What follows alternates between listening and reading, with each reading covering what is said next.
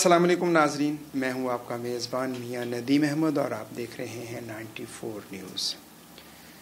नाजरीन, पाकिस्तान दुनिया का 5वां बड़ा मुल्क है जिसकी आबादी सबसे ज़्यादा है। पाकिस्तान की यूथ वाहिद मुल्क है जिसकी नौजवान आबादी जो है वो सबसे ज़्यादा है। पाकिस्तान में नशा करने वाले अफराद की तादाद आए रोज़ बढ़ती जा रही है। हर साल 26 जून जो है ये आलमी दिन बराए इंसदाद मनशियात मनाया जाता है। हर साल दिन तो मनाया जाता है, लेकिन आए रोज़ नशा इस्तेमाल करने वालों की जो तादाद है उसमें इजाफ़ा होता जा रहा है।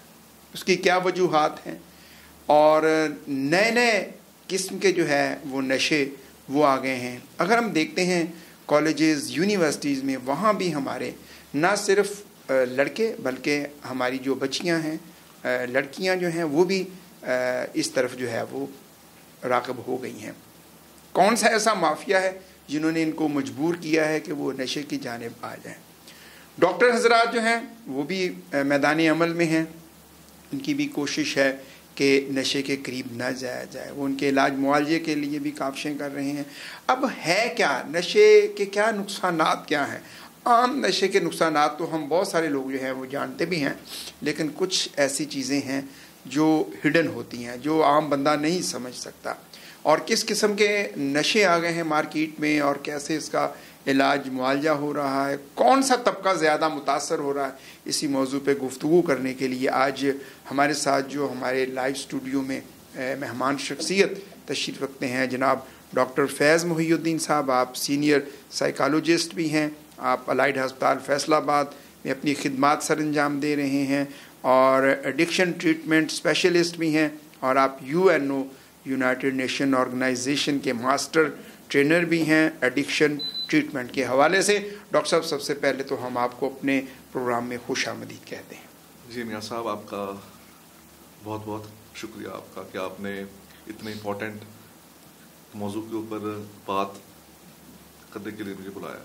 डॉक्टर साहब, पाकिस्तान में यूथ जो है, देखें दुनिया का वाहिद मुल्क है जिसमें यूथ सबसे ज़्यादा है। जी बिल्कुल। लेकिन अगर हम अपनी यूथ की जानिब देखते हैं तो हमारी यूथ स्कूल से लेके स्कूल, कॉलेज, यूनिवर्सिटी और जो स्कूल कॉलेज में भी नहीं गया वो भी हमारी यूथ जो है वो नशे की जानिब बड़ी राग़िब हो गई है। सर, क्या रीज़न्स क्या हैं, क्या वजूहात हैं कि वो नशे की जानिब आ गए? जी मियाँ साहब, एक्चुअली हमारे यहाँ कोई बहुत ज़्यादा रिक्रिएशनल एक्टिविटीज़ का यहाँ अरेंजमेंट नहीं है। आप लोग अगर हम गली मोहल्लों में जाएं तो वहाँ पर कोई ग्राउंड्स नहीं है, पार्क्स नहीं है, और इवन कि जो हमारी सबसे बड़ी ट्रेजेडी है वो है हमारे बहुत सारे स्कूल्स हैं सही जहाँ पर ग्राउंड्स नहीं है, फिजिकल एक्टिविटी की इंगेजमेंट के लिए कोई इंतज़ाम नहीं है। और हमारी जो इंडस्ट्री है, जैसे सिनेमा इंडस्ट्री हो गई, वो भी बहुत पीछे जा रही है। और इन बहुत सारी वजूहात की वो हैं कि हमारी जो यूथ है जो हमारी, वो फिर इस तरफ चली जा रही है, एडिक्शन की तरफ। बिल्कुल आपने सही कहा कि हमारे पास वो बच्चों के लिए मौके ही नहीं है कि वो ग्राउंड में जाएं। अच्छा, क्या समझते हैं कि ये जो आजकल जो मोबाइल है इसका कितना अमल दखल है बच्चों की मेंटल हेल्थ के हवाले से? मोबाइल का सर इसमें बहुत ज़्यादा रोल है हमारे सोशल मीडिया का। सही। सोशल मीडिया पे हम वो चीज़ देखते हैं जो कि हकीकी तौर पे वो नहीं होती। उसमें हमें एक वो ख्वाब दिखाया जाता है जो कि हमारी हकीकत और जो हमारी माशरा है उसके साथ उसकी वो कोई रेलेवेंस नहीं है।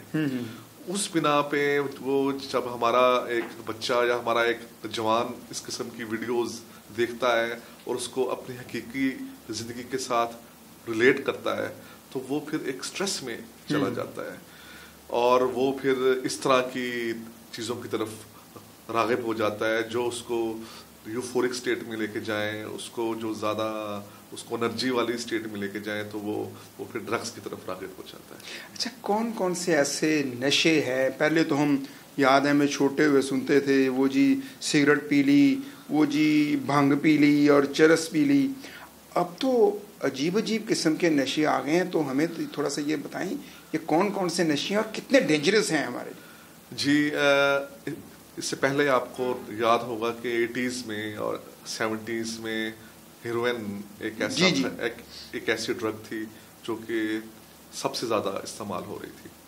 اور ہیروئن جو تھی جو ہے وہ ہماری باڈی کو افیکٹ کرتی ہے, وہ ہمارے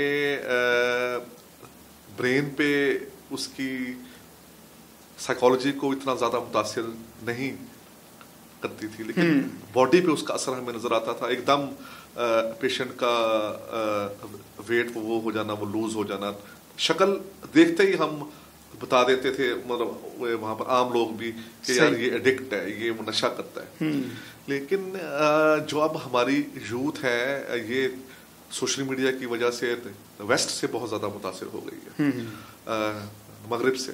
وہاں پر لوگ اپنے آپ کو ایک تیز رکھنے کے لیے, یوفورک اسٹیٹ رکھنے کے لیے, خوش رہنے کے لیے اسٹیمولینٹس, ایک گروپ ہے ڈرگس کا, اس کو ہم اسٹیمولینٹس بولتے ہیں. جی جی, اس کا استعمال بہت زیادہ بڑھ گیا ہے. اس کا ایک جو ہے وہ ٹائپ جو ہے اس کی ڈرگ کی اسٹیمولینٹ کی, اس کو ہم بولتے ہیں آئس. یہ ایک لے مین ورڈ ہے, لیکن اس کا جو سائنٹیفک نیم ہے وہ میتھ انفیٹامین ہے. اچھا, یہ ایک اس کا سائنسی نام ہے. صحیح. یہ انسان میں ہائپر ایکٹیویٹی اس میں انڈیوس کرتی ہے, اس کو یوفورک اسٹیٹ میں لے آتی ہے, اس کو بہت زیادہ ایک قسم کی انرجی بوسٹ اپ اس کو ملتا ہے, اور اس کا ایڈکشن پوٹینشیل بہت زیادہ ہے کہ اگر ایک دو دفعہ اس نے استعمال کی ہے تو اس کو پھر دوبارہ سے اس کی شدید قسم کی طلب ہوتی ہے.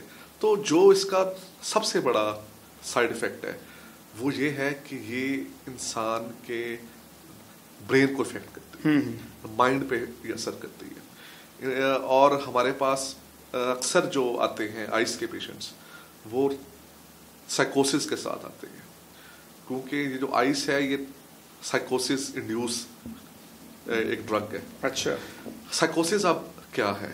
سائیکوسس ایک ایسی مینٹل اسٹیٹ ہے کہ انسان اپنے ماں باپ کو بھی اپنا دشمن سمجھنا شروع کر دیتا ہے. اچھا, اتنا خطرناک ہے؟ اتنی خطرناک ہے. اپنے بہن بھائیوں کو اپنا دشمن سمجھنا شروع کر دیتا ہے. اور میاں صاحب ہم نے میڈیا میں بھی ایسے بڑے کیسز دیکھے ہیں مرڈر کے, جی جی, جو کہ صرف اور صرف اس ڈرگ کی وجہ سے ہوئے ہیں, اس آئس کی وجہ سے ہوئے ہیں. آپ نے کوئی وہ اسلام آباد میں ایک بڑا مشہور کیس ہوا تھا نور مقدم والا, جی جی, وہ بھی اسی وہ تھا, وہ ریلیونس میں تھا اس کے آئس کی وجہ سے. آپ نے آج سے کوئی سال دو سال پہلے کراچی میں کسی انڈسٹریلسٹ کی بیٹی نے گاڑی دوڑا دی تھی 5-6 لوگوں میں, اور 3-4 لوگ اس میں سے ان کی ڈیتھ ہو گئی تھی. اس کا جب وہ لیا, وہ ٹیسٹ لیا, تو اس کے اندر بھی آئس کے اثرات ملے. تو یہ جو ہے آئس ہے, یہ اس کا جو ایڈکٹ ہے اس کی وجہ سے پوری گھر والے متاثر ہوتے ہیں. توڑ پھوڑ, غصہ, مار پیٹ, شک, مطلب اتنا زیادہ لوگوں کی سفرنگز ہیں, فیملیز کی سفرنگز ہیں, والد سے بدتمیزی, ان کے اوپر تشدد بھی یہ کرنا شروع کر دیتے ہیں. صحیح. جو ہوتے ہیں پیشنٹس آئس. تو یہ آج کل بہت زیادہ یہ چیز پھیل چکی ہوئی ہے. اچھا ڈاکٹر صاحب, آپ نے جیسے اس کے بتایا ہے کہ یہ تو اتنا خطرناک ہے, اس کا تو والدین کو بھی نہیں پتہ ہے, تو کیا اس سے کیسے بچا جائے؟ والدین کی کیا ذمہ داری بنتی ہے, اساتذہ کی کیا ذمہ داری بنتی ہے؟ میرے خیال سے کہ جو 80% ذمہ داری ہے وہ والدین کی. میں بطور سائیکالوجسٹ, میری 20 سال ہو گئے ہیں مجھے اس فیلڈ میں اس کو کرتے ہوئے, پریکٹس اور ہم پیشنٹس کی ہسٹری ہم جب لیتے ہیں تو اس میں زیادہ تر چیزیں یہی ہمیں ملتی ہیں کہ پیرنٹس پوچھتے نہیں ہیں بچوں سے کہ بیٹا رات کو آپ اتنی دیر سے آئے ہو, کہاں سے آئے ہو. پیرنٹس کو یہ پتہ ہی نہیں ہے کہ میرے بچے کے دوست کون کون ہیں. صحیح.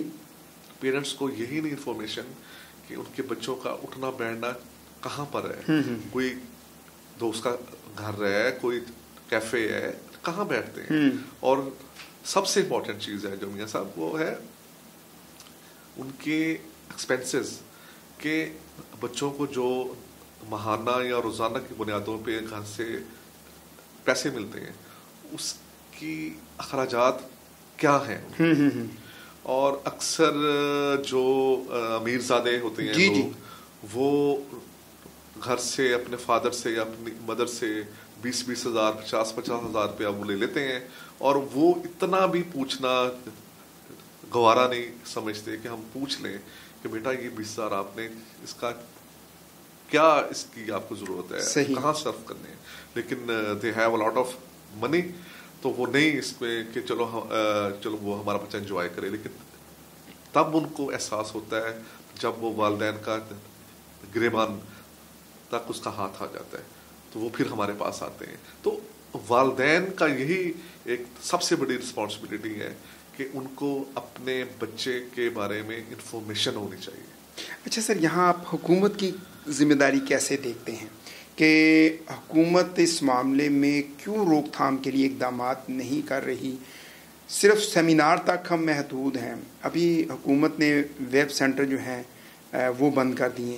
کیا سمجھتے ہیں کہ کتنے ایفیکٹو ہوں گے یہ ویب سائٹ بند کرنے سے؟ ویب سینٹر بند کرنا اچھی بات ہے, اور اسپیشلی میرا تو خیال ہے کہ اس سے بھی ایک اسٹیپ آگے جانا چاہیے. جو سگریٹس ہیں, ویسے تو پچھلے 10-15 سال سے حکومت ہر بجٹ کے اوپر سگریٹس کے ریٹ بھی بڑھا رہی ہے, اس کے اوپر وہ لگا رہی ہے, وہ ٹیکس بھی لگا رہی ہے. لیکن اس کے بارے میں آگاہی بھی دینی ضروری ہے. ویب کے بارے میں بھی ان کو آگاہی دینی چاہیے کہ کیوں ہم یہ ویب سینٹر ہم بند کر رہے ہیں, اس کے کیا سائڈ افیکٹس ہیں. Web is just like smoking, اور جو اسموکنگ ہے وہ ایک گیٹ وے ہے ایڈکشن کی طرف. تو وہ جب ان کو اسموکنگ سے مزہ نہیں آتا تو پھر اس میں ایڈ آن چیزیں کرنا شروع, فلیور وغیرہ فلیور آ جاتے ہیں, پھر آہستہ آہستہ وہ ڈرگس کی جانب چلے جاتے ہیں. اچھا, ایک بچہ یا ایسے ہی ایک نوجوان یا ایک خاتون جو ہے اب وہ اتنا ایڈکٹ ہو جاتی ہے تو کیا اس کا کوئی علاج بھی ممکن ہے؟ جی بالکل ہے علاج. میں پہلے ایڈکشن کے بارے میں یہ بتانا چاہوں کہ ایڈکشن ایک دائمی دماغی مرض ہے, جیسے دوسرے امراض ہوتے ہیں.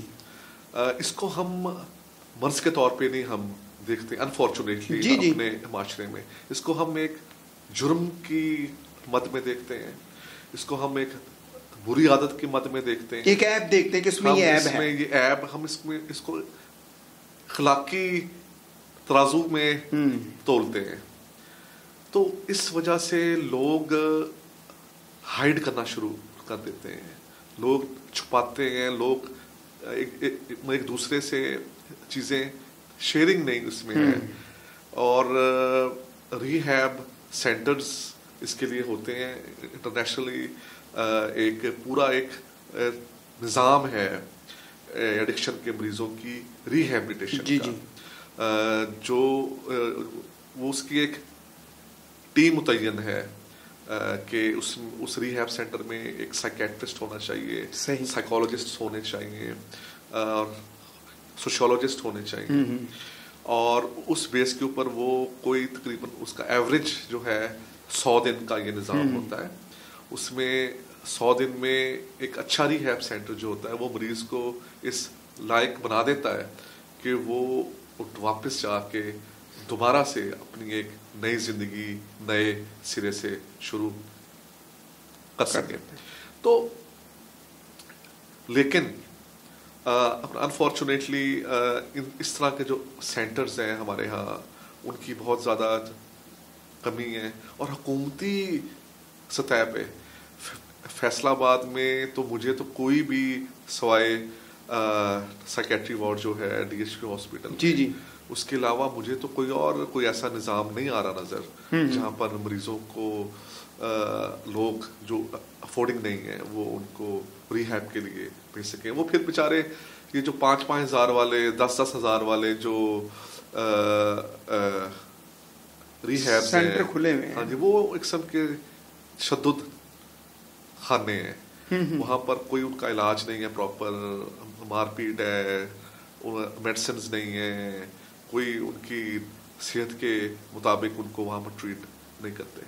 اچھا, کیا ایسا بھی ہوتا ہے کہ ایک ایڈکٹ تھا, اس کا آپ نے ٹریٹمنٹ کیا, کچھ عرصے کے بعد پھر وہ دوبارہ نشے کی طرف چلا جاتا ہے؟ جی میاں صاحب, اسی لیے میں نے آپ کو بتایا شروع میں کہ یہ دائمی مرض ہے. دائمی مرض ہم اس کو بولتے ہیں جس کی مینجمنٹ ہوتی ہے, اس کا کیور نہیں ہے. صحیح. میں آپ کو ابھی کچھ دائمی امراض کی مثال دے دیتا ہوں. جیسے شوگر ہے, شوگر ایک دائمی مرض ہے. بالکل صحیح ہے. شوگر کبھی بڑھتی ہے کبھی کم ہوتی ہے. اگر پرہیز پہ جائے, دوائی کھائے مریض, تو اس کی شوگر نارمل رہے گی. صحیح ہے. اور اگر وہ پرہیز نہیں کرے گا اور چوری میٹھے کی طرف راغب ہوگا یا اپنی ڈائٹ کا خیال نہیں کرے گا, تو آف کورس اس کی پھر شوگر لیول انکریز ہونا شروع ہو جائے گا. اسی طریقے سے ایڈکشن ہے. صحیح. ایڈکشن میں کا جو مریض ہے, جب وہ واپس ریہیب کے بعد اپنے معاشرے میں آتا ہے, اپنے گھر جاتا ہے, تو اس کے لیے بھی ایک زندگی گزارنے کا ایک جو سٹائل ہے اس کو چینج کرنا پڑے گا.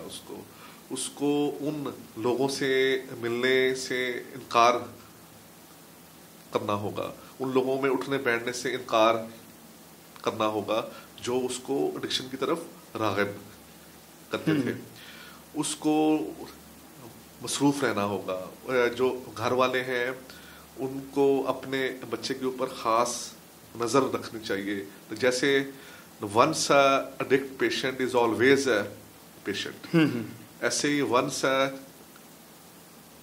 Cardiac patient is always a. کہاں سے آ رہا ہے, کہاں جا رہا ہے, اس کا ذرا دھیان رکھو. مہینے بعد اس کی رپورٹس ہونی چاہیے تاکہ اس کو بھی پتا ہو کہ اگر میں ادھر ادھر سلپ ہوا تو میری وہ رپورٹ میں آ جائے گا. تو فیملی کو اٹینٹیو رہنے کی ضرورت ہے بعد میں بھی, پھر جا کے مریض اپنی نارمل زندگی میں رہتا ہے. اور ایسے بہت سے مریض ہیں جو کہ ماشاءاللہ سے 20 سال ہو گئے ہیں اور وہ اپنی بڑی اچھی زندگی گزار رہے ہیں. اچھا سر, اس کی ترسیل کو کیسے جو ہے وہ روکا جا سکتا ہے, اس حوالے سے آپ کیا تجویز کرتے ہیں؟ ترسیل کا جو سب سے جو امپورٹنٹ ہے وہ تو یہ ہے کہ اس کی جو ڈیمانڈ ہے اس کو روکا جائے. ڈیمانڈ جب تھوڑی ہوگی تو آٹومیٹیکلی اس کی سپلائی پہ بھی فرق پڑے گا. لیکن یہ جو ہے جو آئس ہے یہ لیبارٹریز میں بنتی ہے. تو ہماری جو حکومت ہے اور جو ہماری فورس ہے ANF, ان کو چاہیے کہ ایسی لیبارٹریوں کو ٹریس آؤٹ کیا جائے جہاں پر یہ بنتی ہے اور وہاں پر ان کو بننے سے ہی روکا جائے. اور ہم اکثر میڈیا میں دیکھتے ہیں کہ اکثر وہ کام کر بھی رہے ہوتے ہیں, لیکن یہ اتنی زیادہ پھیل چکی ہے کہ اس کی یہ ہے کہ لوگوں کو زیادہ سے زیادہ آگاہی دی جائے. صحیح. اسکولوں میں, کالجز میں, یونیورسٹیز میں, بازاروں میں, کہ یہ جو آئس ہے یا جو بھی ڈرگس ہیں جی اس کے اتنے زیادہ اس کے نقصانات ہیں. اچھا ڈاکٹر صاحب, آخری میرا سوال کہ ہم نے دیکھا ہے کہ بہت سارے ایسے میڈیکل سٹور جو ہیں وہاں پہ منشیات اور وہاں پہ انجیکشن سیل ہو رہے ہیں, اور ان کا چیک اینڈ بیلنس ہم دیکھیں, اتنا بڑا ہیلتھ ڈپارٹمنٹ ہے, ڈرگ انسپیکٹر ہیں, اس کے باوجود وہاں پہ یہ سارا کچھ ہو رہا. یہ ایک انتہائی انفارچونیٹ ہے جی کہ جو لوگ مورفین کے ایڈکٹڈ ہیں, مورفین ہیروین کی آگے ایک سب ٹائپ ہے جی, اور کچھ انجیکشنز ایسے ہیں سائنٹیفکلی کہ وہ جب بہت زیادہ پین میں ہو بندہ تو وہ انجیکشن ایک آدھ بار استعمال کرنے کی اجازت ہوتی ہے جی ڈاکٹرز بھی لکھ کے دیتے ہیں صحیح.